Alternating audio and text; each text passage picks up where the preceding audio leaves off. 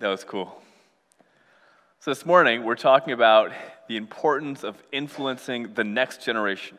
Today, we're looking at Proverbs and talking about this task that God's given to all of his people of impressing faith, character, God's law, and ethics to kids. It's one of those things that it's hard to make time for. But in the broad story of the Bible, there are few tasks that appear to be more important.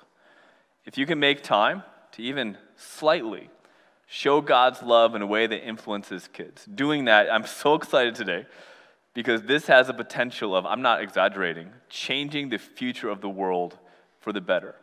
We've been in the book of Proverbs looking at decision making, and lots of you have been reading a chapter a day, which is fantastic. Reading Proverbs is a good discipline of doing the inventory of choices that we're all making and evaluating them.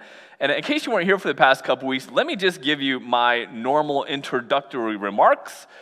First, wisdom flows out of worship. We've talked about this. You'll find lots of proverbs that are rules for and observations about life, but they're more than just pithy sayings.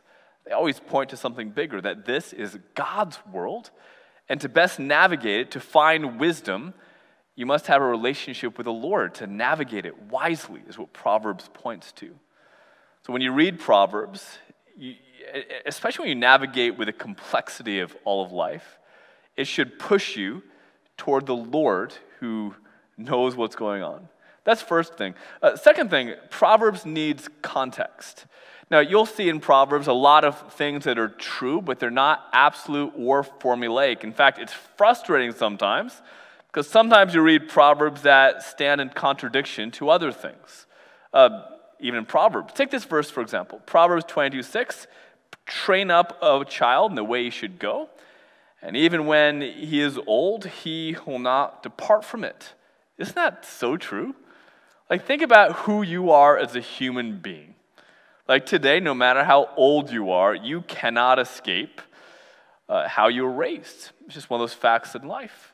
It's really funny. Some of you are turning into your parents, and it's kind of funny and unavoidable. My dad is a preacher, and I'll go some places to speak who know him and not me, and people will hear his voice and say they could close their eyes, and it's my dad up here, like he's standing behind the pulpit. Training up children is so important because you only get one shot at being a kid, and how you're raised changes them for the rest of their lives.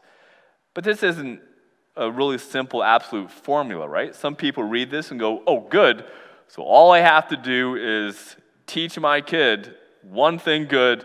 If I raise them right, if I put them in all the right spots, the rest of their life is set and they'll end up perfect.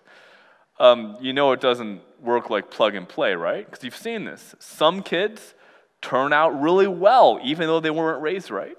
Some kids turn out really poorly, even though they're raised well, because life is complicated. Me personally, I've tried my best to train my children well, and one of them, to my disappointment, cheers for the Giants. It's not my fault. I did my best. Proverbs says, train up kids. It's important. It has a lasting impact. This is a good message. The time you spend investing faith in your kids, we'll talk about this, or even other people's kids, it pays off dividends. But you could think of lots of examples where this doesn't really work out, because Proverbs needs context. You don't just plug in people into formulas and forget about it. Proverbs always longs for the wisdom of God to make sense of how complicated life is. The third introductory point is that Proverbs are really basic. Like, you're going to read Proverbs and you might go, I knew that. But think about it. It is always the basic decisions that you make that both lead you to your biggest mistakes and to your biggest victories. Don't expect to read Proverbs and just be shocked by some sort of epiphany that you've never thought about that doesn't make sense. You're not going to go, wait, what? God is against lying? No one ever told me. I mean, nothing here is really novel, but it's worth your time. Think about it. Most of us get the greatest benefits built up over simple decisions. We get the biggest, we crash and burn out of stuff where we're like, I don't know what I was thinking. It's the small stuff that counts. So don't take anything in Proverbs for granted. This is worth meditating on. All right, with all those things in mind, this morning we're going to take one last look at a topic in Proverbs, and just to give you a bit of a preview for the next couple weeks, this is our last, I'm so sad about it, this is our last sermon from Proverbs. This week, as you may know, starts a season of Lent. Basically, there are roughly 40 days before we celebrate the resurrection of Jesus, and during those 40 days, Christians tend to, think about the death and sacrifice of Christ. And our church doesn't typically do a whole lot to mark it. We're not going to do ashes or anything, but we will take the next several Sundays looking at the stories leading up to Easter, and we're going to focus on some of the amazing stories about people who saw the life of Jesus firsthand, and we're going to see how Jesus changes lives. And I am really excited about the next couple weeks. We're going to tell some of the best stories in the Bible, and I'm excited because this season will have more meaning, and you'll feel it more deeply, the resurrection of Christ, if you take the time thinking about the stories in Scripture. We'll start that next Sunday. But one more time, one last topic, one more question. What does the book of Proverbs say about kids and family? Because when you read through the Proverbs, and you should read through the Proverbs, you might be surprised about how many of the decisions you're called to make have to do with investing with the people who come after you. In fact, before we start reading individual Proverbs on the topic, let me just zoom out for a bit. Proverbs is in the Bible, in the Hebrew Bible. Okay, we're going to have a review question, see who was paying attention last week. Last week we said that Proverbs wasn't originally written for everybody. It was written for who? Princes, right? Say it together. Proverbs was written for princes. And we talked about a little bit how we're a lot more like princes than we are like peasants in ancient context. But it's actually a little bit more than that. Proverbs was written to Israelite princes. They're part of the Israelite story. And the story of the Israelites starts with a man named Abraham. His name means literally father of many. And if you know this story, you have this idea that the very first leader of Israel isn't a king, but he's someone who's called to be a father to as many people as there are stars in the sky. You ever think about that? The main model of a successful Israelite leader wasn't a king on a throne or a successful entrepreneur. It's a dad. And anyone else who follows the story in the story of Israel is measured by how well they do as a parent. You'll discover something if you read from Genesis to 2 Chronicle. There's this pattern that the success or failure of, not just people, but of communities get judged. The measurement of their success is their ability to raise up the next generation. You can go back and tell the story of every Israelite leader in the Old Testament and say, your main job is to be a father of many, Abraham. How's your parenting doing? And if you do that for each, even just the patriarchs, the Old Testament story becomes a very sad story. We humans tend to focus on what's right in front of us. And one thing I love about history and the Bible is it gives us a much bigger perspective. Like, the genealogies in the Bible, most of us, we'll be honest, we skip over it most of the time. So-and-so begot so-and-so, who begot so-and-so, who is the mother of so-and-so. Like, think about what that is. Entire lifetimes are reduced to one thing they do, parenting. And all the stories between the begots, entire lives are graded on one thing. History cares about one thing. How did you do raising up the next generation? This is a giant theme in the Bible. It's fascinating. But if you go through this story, through the patriarchs, by the time you get to Moses, who's giving out formal theology, the task of a community, like not just your kids, but raising up the kids of a community is paramount. I'm thinking about this. This is the Shema, the major creed of the Israelites. And it goes like this: Hear, O Israel, the Lord our God, the Lord is one.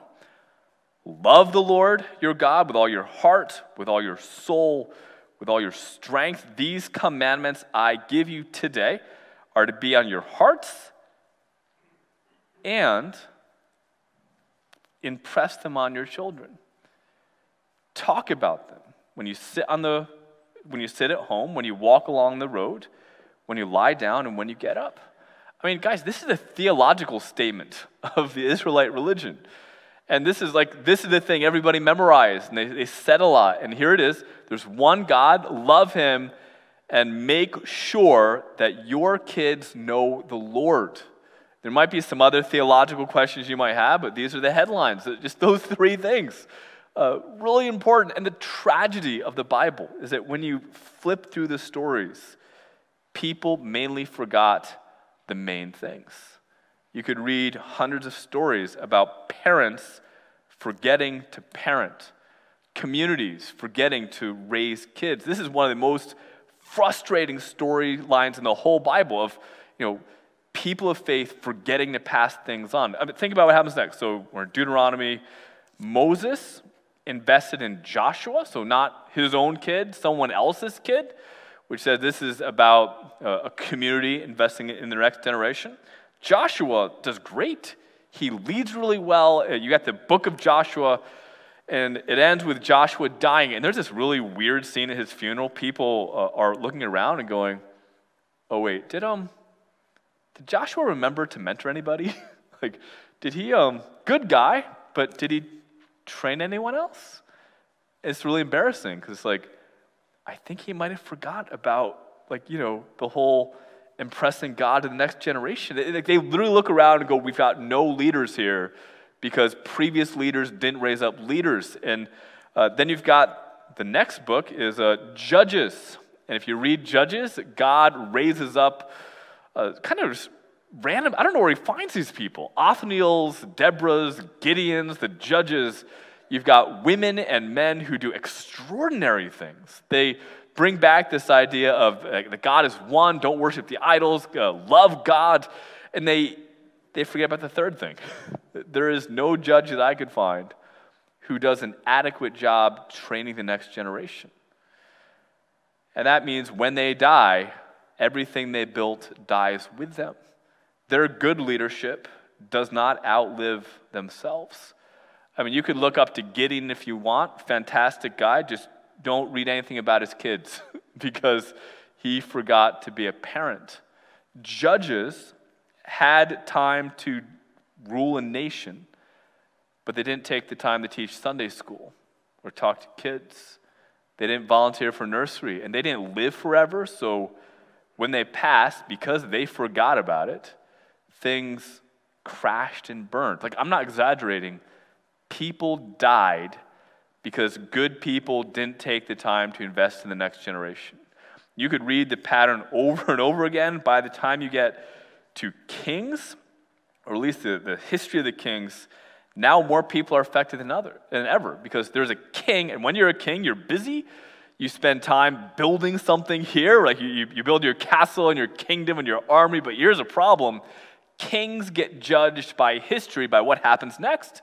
You get evaluated as a good or a bad king on what happens after you're gone. And that's not up to you. It's the next generation. So in the biblical story, it is tragic. We don't learn.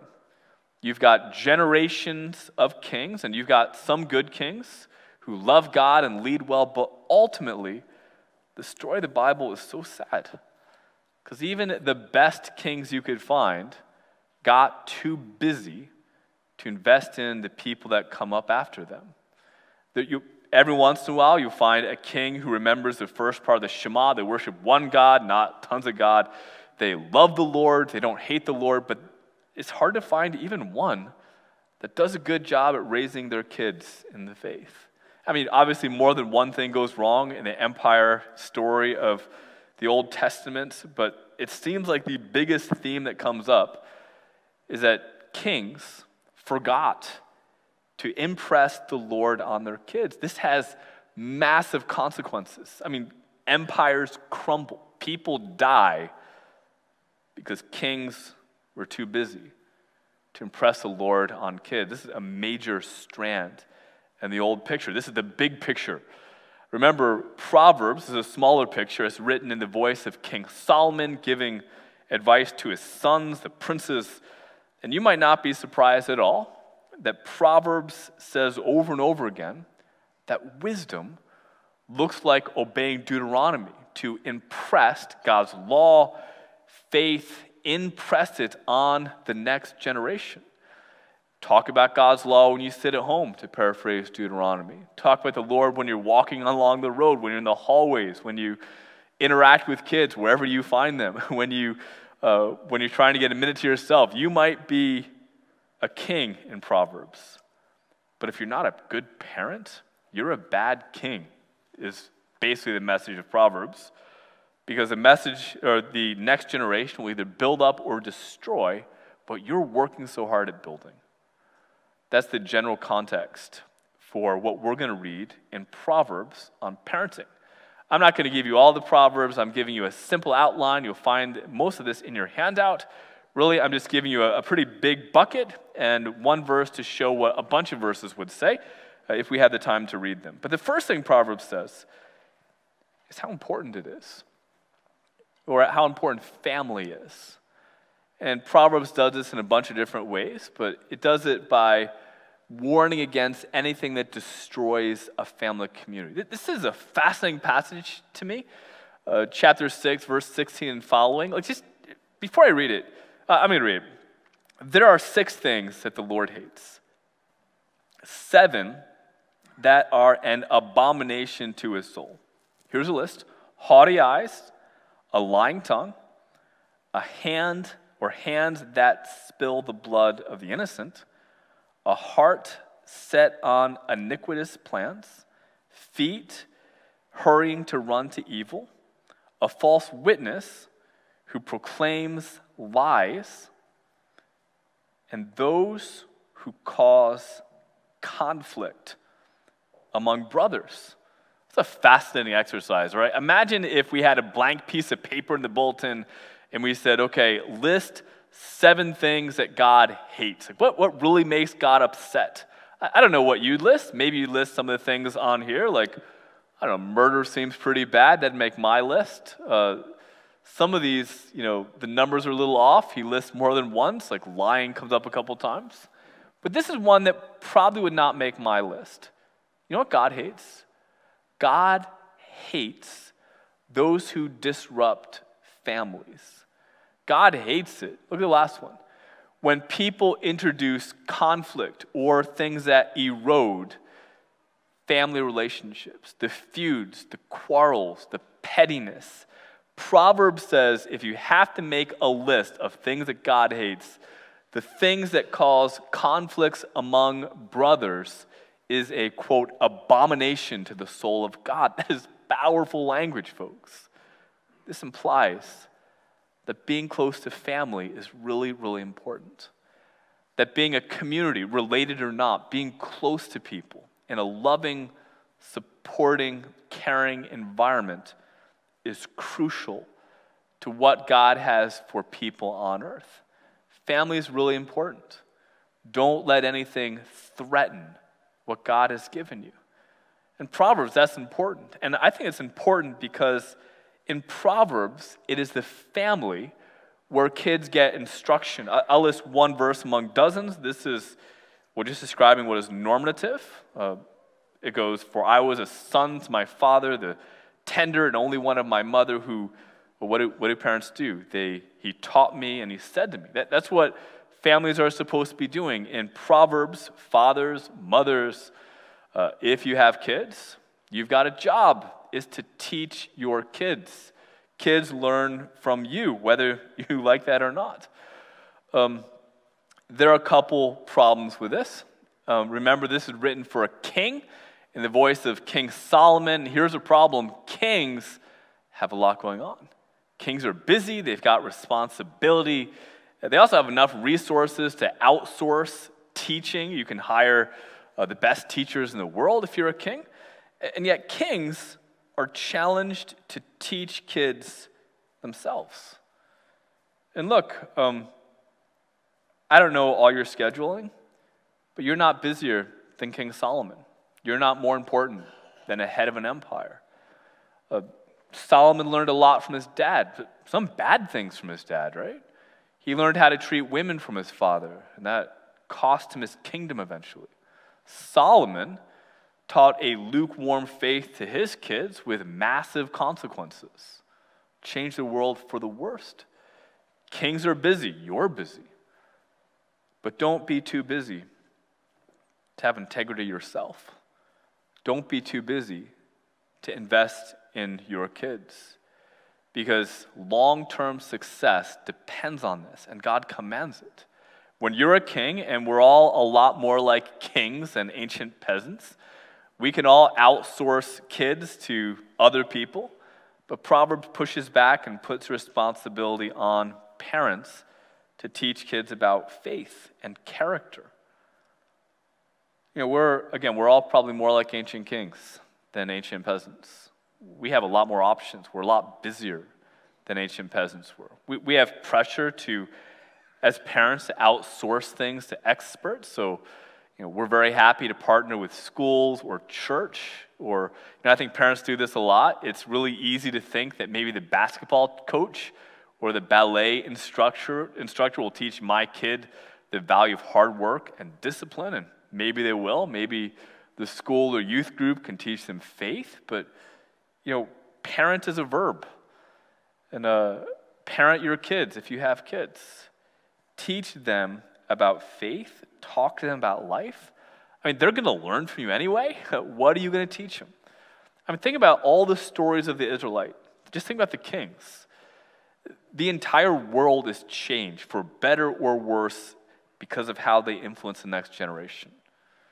Think about the success stories of Moses. Moses isn't even raising his own kid. He's just in a faith community, mentoring, investing in this Joshua character who he just happened to interact with. Or Eli, his own kids were messed up, so he invested in a kid named Samuel. If you don't have kids, or if you're in a different stage of life, you're not off the hook. You can help raise the next generation by helping out other people's kids with the same effect. Lots of success stories in the Bible about that. Let me start here, though. If you're a parent and you're like, how do I do this? Talk to other parents. Look around this room. There's a lot of good advice and experience sitting in pews next to you. If you're younger, ask old people. You've got lots of valuable information here. I would recommend, if you have a phone, here's some smartphone apps. These are ones that I use. One's called the Parent Cue. You could search for it. It's called that. It's free. This is actually so cool. It's linked to our kids' church curriculum, so you could download it. And this is from my phone. This is the J is for Jude, and you'll see. I don't know if you can see this or not, but there's a terrifying countdown of how many weeks my 8-year-old son is at home before he turns 18. This number goes down, and it's terrifying, right? You don't have as much time as you think. And then you have, this is so cool. I'm able to see the Bible lesson that he's learning right now in the basement. And my wife happens to be teaching today. But in a couple minutes, I could go, hey, or you could go, hey, 252 kid, here's what you learned about. What did you learn? And this is, I think the hardest thing is knowing how to talk to kids when, Deuteronomy, when you're sitting down, standing up, whatever. There's literally a set of discussion questions every week with, I love this, morning time. As your kid starts the day, here's what you could talk about. Or drive time, when you're in the minivan, here's something you could ask your kids about faith. Or mealtime. I'll give you one more app. This one's called the New City Catechism. I do this with my 6th grader, or at least I have for a couple weeks. Most days when I'm home, she's got this little iPad thing, and I have this app. We open it. It is the Catechism, Heidelberg and Westminster combined. And we talk about a topic about God. And it's actually kind of funny. The other day we were talking about, basic question is, how do you obey the first commandment? And it talks about it, and it's putting God first. And she just starts going on this, she's not here, I don't want to embarrass her, but she goes on this rant about how she noticed a lot of kids at the middle school seem like what they're really, really worried about is what other people think about them. and that's probably more important to them than God's approval. And she's so insightful. She talked about how insecure other kids are, and then she started talking about, I'm so proud of this kid, she talked about how because she is confident with God, she doesn't have to worry as much about the clothes that she wears, and now she's able to dress like a crazy homeless person who looks like she got hit by a rainbow.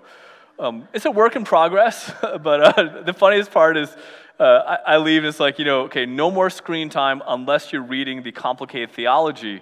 And it's a little bit above her head, but she'll read it, and it puts her to sleep. And it's pretty cool. Like, there's so many good tools to help out parents. That's just what I'm playing with right now. We'll see how long that goes. But here's 2 free apps that are available on a device most of us carry around all the time. If you're more of a book person, or if you're a parent or grandparent looking for resources, I'd love to help you with that. Of course, if you're not in that stage of life, or if you don't have kids, you're not off the hook. Invest in other people's kids, like Moses or Eli. In fact, that is what we do in baptism. Figure out how to get involved to impact the next generation. Lots and lots of proverbs about this. The third category is to kids, and there's lots of verses that indicate that a wise person is humble. You've got to respect and listen to what other people have learned. Kids, listen to your parents. And this is very poetic here, but it says, an eye that ridicules one's father and despises the teaching of one's mother, may the ravens of the wadi pick it out and the young of the eagle eat it. This isn't just a football reference. Here's the point. Every generation thinks they've got it figured out and they don't need to listen to anybody else. That's been true for thousands of years. So a wise person is humble enough to learn from other people. The fact is, new isn't always better. Old isn't always better. Humility is always better. So learn from people who've made mistakes so you don't have to. You'll see in your handout, I gave you a summary of our catechism that I'm not going to talk about right now. I'm teaching our kids class right after church. So if you're in 6th through 10th grade, you can get a preview of what we're going to talk about. If you're an adult, you could sneak in and we'll see what we're discussing then. Number 4, big bucket, lots of verses about this. Parents must discipline children for their own good. Lots of verses like this one. Don't withhold discipline from young people. If you strike them with a rod, they'll not die. Strike them with a rod, and you'll extricate their lives from Sheol. You know what the famous problem with princes is? Princes are spoiled rotten, right? The problem is when you're a prince, you don't have to work hard. You can avoid all the consequences of their actions. You do something that should get you in trouble, and you're not in trouble because you know who their dad is. We're raising a generation of princes. Kids don't get in trouble anymore. And Proverbs says that teach kids discipline. Don't get distracted by the whole rod thing. This isn't pro-corporal punishment as much as it's pro-discipline. Lots of Proverbs about this. Don't spoil kids. Let them learn to work hard. Teach them about consequences. This will help them later in life. A spoiled prince becomes a bad king. This is really hard for parents. It's really easy to protect kids from the consequence of their own actions. I got little kids. When I got a kid that spills something, you can guess what's easier, me cleaning it up or me making them clean it up? Me doing it, right? Wisdom says it's worth teaching kids about consequences. Last verse, or last category of verses, might be the hardest because it's about the first part of the Shema. Teach kids about God. We've talked about that. But first, you've got to live it out yourself. Lots of verses like Proverbs 27. The godly walk with integrity. Blessed are their children who follow them. The godly walk with integrity. Their kids are blessed as they follow them. This is terrifying to me. Children follow their parents. They're always watching. I talk like my dad because I heard him talk. And guys, this is terrifying for parents. When you see yourselves, anyone else do this? You see your strengths and your weaknesses in your kids. So work on yourself. Follow the Lord first. Have integrity. And your commitments to faith, hard work, and character pays off in the legacy you leave behind. If we had time, we could pause and celebrate how blessed so many of us are because we've followed godly people who lived with integrity. But big picture, the proverb says that people who walk with integrity are close to God, and part of obeying the Lord makes them prioritize impressing their faith on kids. And to be honest, I understand every reason people give for not getting involved in this task of raising kids. Don't tell them I said this. Kids can be annoying. It's work. It's easier not to take the time. We're all so busy. It's not always rewarding to raise kids. I'll bet some of you see your names in the bulletin to help out in nursery and are like, oh no, not again. Maybe we won't get any kids this Sunday. We also have lots of other activities for kids that need help. And I'll bet there's nights when GEMS leaders or youth group leaders are like, oh no, is it Tuesday or Thursday again? Kids are at work, you may be walking in the parking lot and be thrilled not to have to talk to any of these little things running by you at fast speeds. But Proverbs says that the time you spend investing in the next generation is both wise, worshipful, and worth it. And when you impress the Lord on the next generation, you change the world. So, Father in heaven, I pray for the wisdom that you've given us. Right now, I pray for all of us who have the chance to impact kids. I thank you for all the parents in our church, for those who've already raised adults with character and faith. I pray for the parents and the grandparents and all the folks who help out in this community to raise up a generation that loves you. Father, can you bless the promises we make at baptisms to raise kids to know you? I pray that you would be with parents as they make solemn commitments to raise kids in the faith. It's hard. We need your help. We need your wisdom. May we be faithful to what you've challenged us to do. And may we see fruit as we recognize how much you love us and all the opportunities that we have to serve you where you've placed us. Can you bless us as we follow you? I ask this in the name of Jesus. Amen.